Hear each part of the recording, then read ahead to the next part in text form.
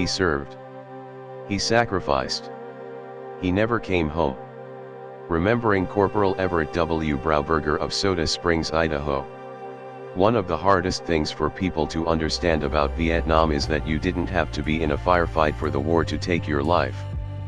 War doesn't only kill in the moment of battle. Sometimes it kills quietly in an accident on a patrol, in the collapse of a helicopter, in a moment that never makes it into a history book. This is the story of one of those men. A boy from Soda Springs.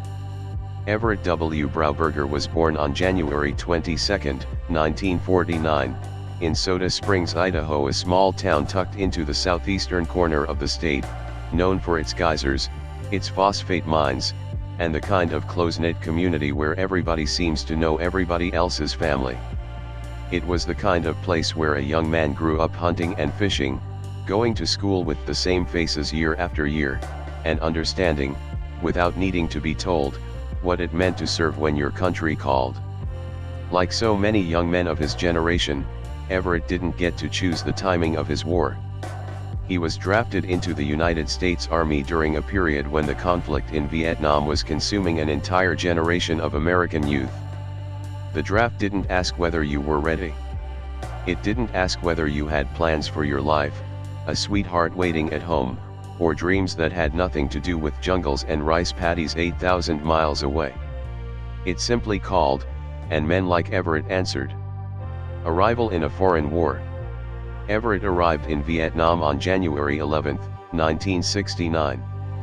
By that point in the war, the United States had been fighting in Southeast Asia for years, and the character of the conflict had changed many times over. The optimism of the early years had given way to something grimmer and more grinding, a war of attrition fought village by village, hillside by hillside, in a landscape that offered little in the way of clear victories and a great deal in the way of danger. He was assigned to a company, 5th Battalion, 46th Infantry Regiment, part of the 198th Light Infantry Brigade, a brigade nicknamed the Brave and Bold, which had shipped out from Fort Hood, Texas, in 1967 and become part of the AmeriCall Division not long after arriving in country. The 198th operated primarily in and around Chu Lai and the surrounding province of Quang Ngai, an area considered one of the most heavily contested regions in all of South Vietnam. Quang Ngai's mix of open coastal plains, dense hillside vegetation, and long-established Viet Cong infrastructure made it a brutal place to fight a war, the kind of terrain where the enemy could be everywhere and nowhere at once, where a peaceful-looking trail through the brush might be safe one day and lethal the next. As a light weapons infantryman, Everett would have carried the standard rifle and gear of an American grunt in Vietnam, and would have spent his days doing what infantrymen in that province did, walking. Patrols. Search and destroy missions. Sweeps through hamlets and hillsides looking for enemy caches, enemy fighters, and enemy tunnels, often in stifling heat, often in rain, often not knowing what or who waited around the next bend in the trail. The nature of the war in Quang Ngai.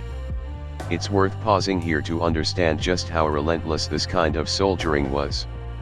The AmeriCall Division, of which the 198th Brigade was a part, became the largest infantry division deployed in Vietnam, and its area of operations in Quang Ngai and neighboring Quang Tin province covered more ground than that of any other American division in the war. The missions were unglamorous and unending: search and destroy, search and clear, protecting rice harvests from Viet Cong requisition, and as 1969 wore on, an increasing emphasis on Vietnamization, joint operations with South Vietnamese forces meant to gradually shift the burden of the war onto the ARVN as American troop levels began, slowly, to draw down. For an infantryman on the ground, none of this made the days any less dangerous. Booby traps, punji stakes, mines, ambushes, disease, exhaustion, heat stroke, and simple accidents claimed lives just as surely as enemy bullets did, sometimes more so.